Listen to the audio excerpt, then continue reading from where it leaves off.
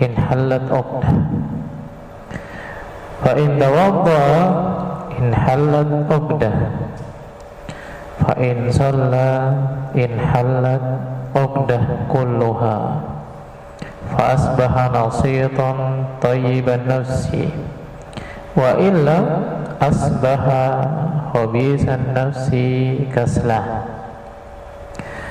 Dari sahabat Abu Hurairah radhiyallahu ta'ala anhu, beliau menyampaikan bahwasanya Nabi SAW pernah bersabda, setan itu membuat 3 simpul ikatan ala qafiyati ra'si ahdikum,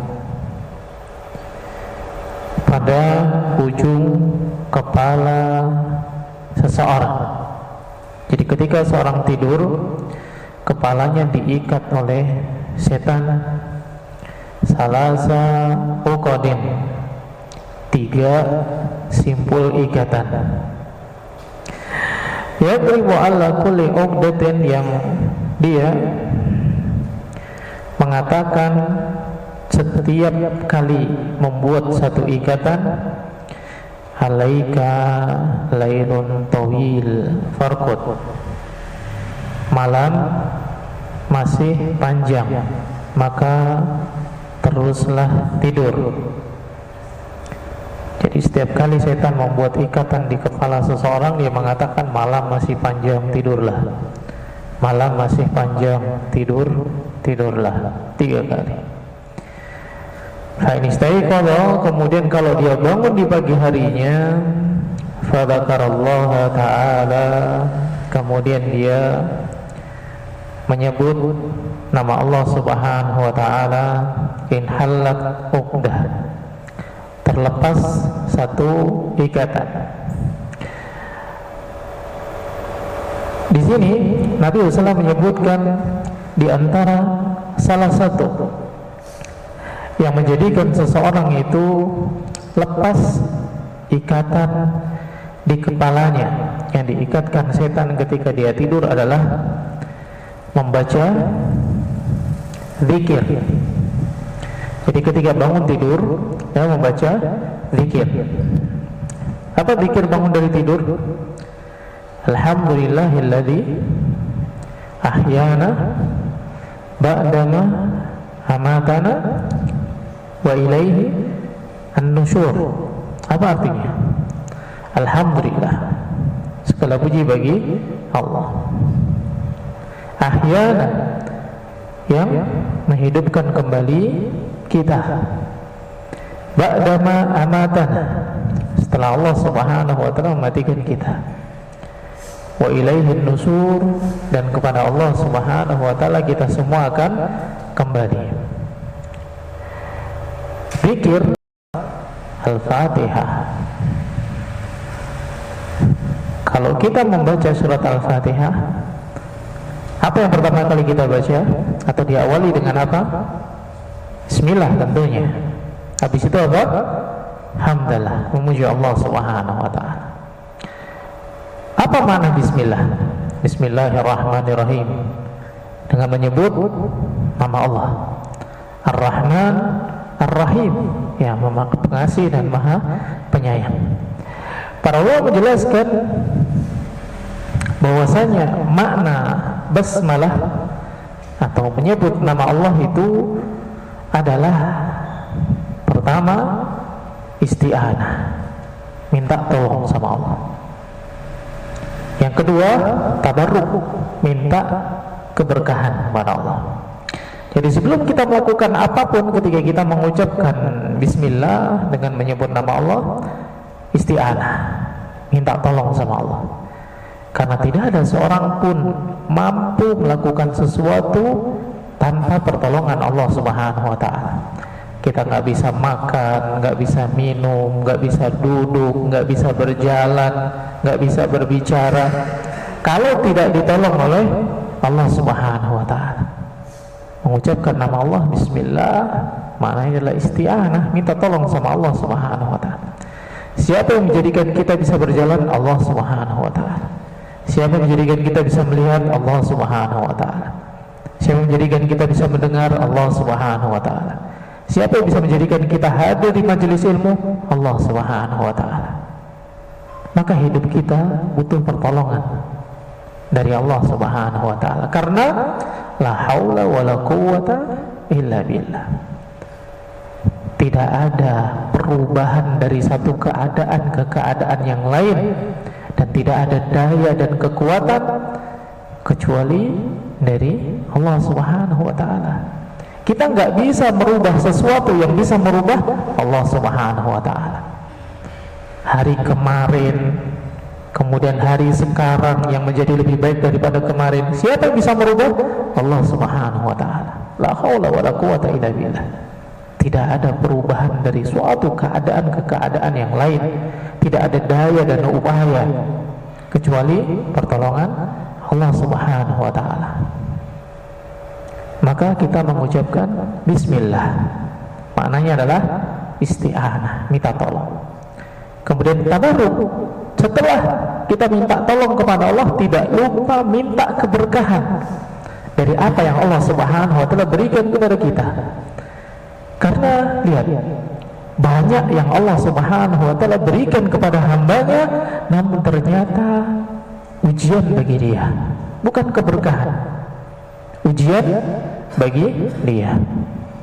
Dikasih harta, tapi tidak dikasih keberkahan di dalam hartanya. Ada banyak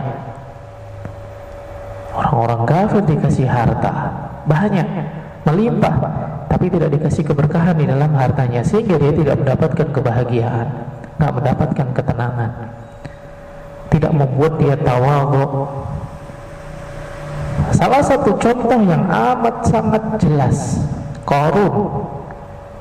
Nah, disebutkan di dalam kitab-kitab para ulama, orang yang diberikan harta yang sangat melimpah, banyak sekali, sampai apa? Dijadikan perumpamaan, permisalan.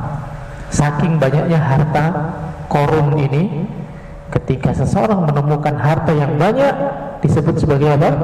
Menemukan harta karun. Sampai dijadikan permisalan. Allah berikan dunia, tapi Allah berikan keberkahan? Enggak. Allah tidak berikan keberkahan. Maka tidak lupa kita meminta keberkahan dari setiap apa yang Allah Subhanahu wa ta'ala berikan. Maka makna bismillah dengan menyebut nama Allah, isti'anatan, minta pertolongan kepada Allah, dan tabarruk, minta keberkahan. Kemudian kita memuji Allah Subhanahu wa ta'ala, Ar-Rahman Ar-Rahim, Allah Maha Pengasih lagi Maha Penyayang. Ini basmalah, isti'anah dan tabarruk. Setelah itu apa yang dibaca? Alhamdulillah, alhamdulillahirabbil alamin. Dua hal ini kalau kita perhatikan menjadi gambaran besar bagi kehidupan kita. Kita nggak bisa lepas dari dua hal: minta tolong sama Allah Subhanahu wa ta'ala, kemudian bersyukur memuji Allah Subhanahu wa ta'ala. Minta tolong kepada Allah atas segala hal yang kita lakukan atau yang akan kita lakukan, kemudian memuji Allah Subhanahu wa ta'ala atas setiap apa yang Allah Subhanahu wa ta'ala berikan. Bismillahirrahmanirrahim, alhamdulillahi rabbil alamin. Segala puji bagi Allah Subhanahu wa ta'ala, dengan penuh ketundukan, dengan penuh rasa cinta. Rabbul alamin, yang mana Allah adalah Rabb, pemilik, pengatur, penjaga semesta alam. Ini kalau kita baca surat pertama dari Al-Quran, kita buka Al-Quran pertama kali, kita sudah diingatkan dua hal yang merupakan adab dan akhlak yang harus dimiliki oleh setiap muslim, yaitu senantiasa minta tolong sama Allah, isti'anah. Kemudian apa? Senantiasa bersyukur memuji Allah Subhanahu wa ta'ala. Bismillah, kemudian alhamdulillah. Oke. Kita kembali kepada hadis yang kita baca. Kata Nabi SAW, ketika seseorang tidur, setan mengikat 3 simpul ikatan pada kepalanya dan mengatakan, alaika lailun tawil farqud, maka hendaknya dia tidurlah. Kemudian ikan tadi terlepas dengan apa? Berzikir, memuji Allah Subhanahu wa taala. Dan ternyata zikir yang dibaca ketika bangun dari tidur itu adalah alhamdulillahilladzi ahyana ba'da ma amatana wa ilaihin nusur. Kita ambil di alhamdulillahnya aja. Segala puji bagi Allah. Ketika kita bangun dari tidur, kita memuji Allah Subhanahu wa taala. Nah, kita samakan dengan yang ada di dalam surat Al-Fatihah tadi. Ternyata seseorang sebelum tidur, apa yang dia baca? Basmalah. Bismika Allahumma amutu wa ahya. Mengingatkan kita, hidup dan mati kita itu di bawah kekuasaan Allah Subhanahu wa taala. Bismika, dengan menyebut namamu, dengan menyebut nama engkau, dengan menyebut nama Allah. Amutu wa ahya, aku nanti akan mati dan aku nanti akan dibangkitkan. Kehidupan seorang di dunia pada dasarnya mirip-mirip seperti saat kita tidur.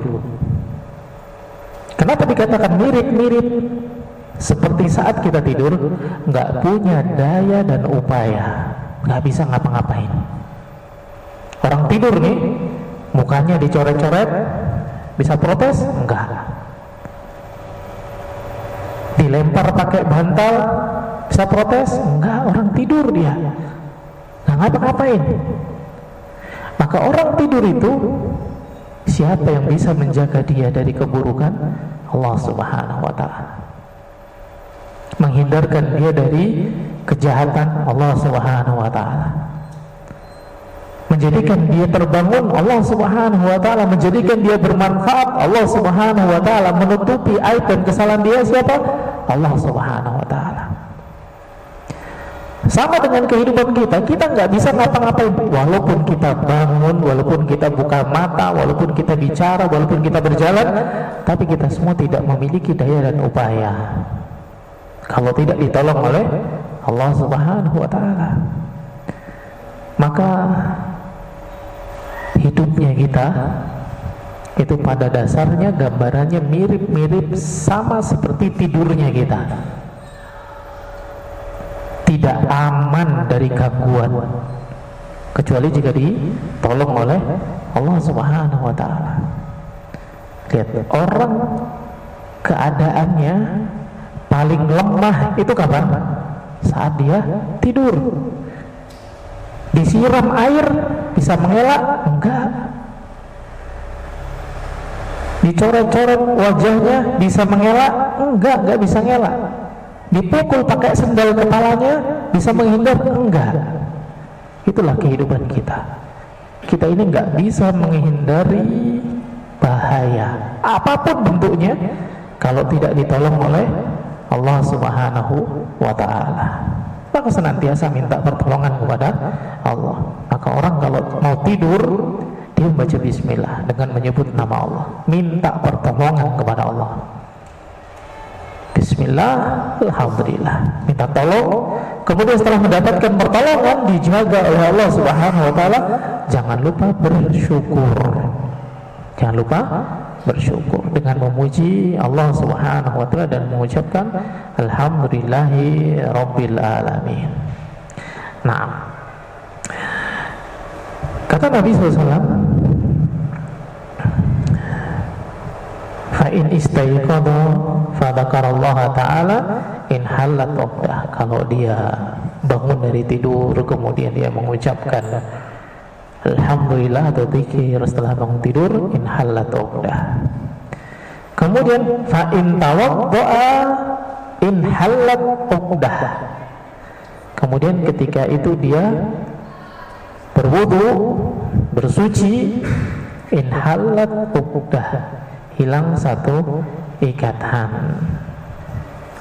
Ini juga ada pelajaran berharga yang diajarkan oleh Nabi SAW kepada kita, bahwasanya dalam kehidupan kita tidak lepas dari kotoran-kotoran, baik hissi maupun maknawi. Hissi itu yang jelas nampak, ada zatnya, ada bendanya, maupun secara makna, melakukan kesalahan-kesalahan, melakukan dosa-dosa. Ini kotoran-kotoran hissi dan maknawi. Kita nggak lepas dari itu semua, sadar atau tidak sadar. Dan orang tidur sama, sadar atau tidak sadar, kadang dia melakukan kesalahan. Gimana orang tidur melakukan kesalahan? Kan dia nggak sadar. Ada orang tidur, dia nggak bisa diam, misalkan kayak gitu, akhirnya mengganggu orang lain, mengganggu orang yang di sekitarnya. Atau orang tidur bersuara kencang, membuat orang lain terganggu, nggak sadar dia, tapi mengganggu. Dan setiap hal yang mengganggu itu adalah sesuatu yang tidak diperkenankan di dalam syariat. Tidur buang angin, tidur buang air, nggak sadar ya. Maka sesuatu yang diajarkan dan disyariatkan adalah senantiasa bersuci, memperbaiki dan membersihkan diri. Maka yang kedua, setelah memuji Allah, bersuci. Ketika dia bersuci, inhalat uqdah, satu ikatan setan itu terputus. Kemudian setelah bersuci, fa in shalla, apabila dia salat beribadah kepada Allah, inhalat uqdah, hilang ikatan dari setan tadi. Fa asbaha nasitan thayyiban nafsi, maka jadilah orang ini pagi hari ketika dia bangun dalam keadaan bersih jiwanya, bersih hatinya, dan memiliki pikiran positif dan optimis. Hidupnya itu apa? Optimis, nggak pesimis.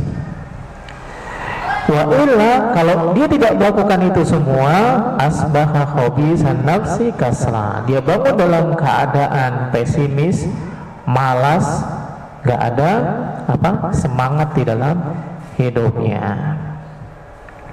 Faedah lainnya dapat kita ambil dari hadis ini. Setan itu senantiasa mengganggu dan menggoda manusia apapun keadaannya. Dan keadaan paling rawan dan paling berpengaruh pada diri seseorang adalah gangguan dan godaan setan di saat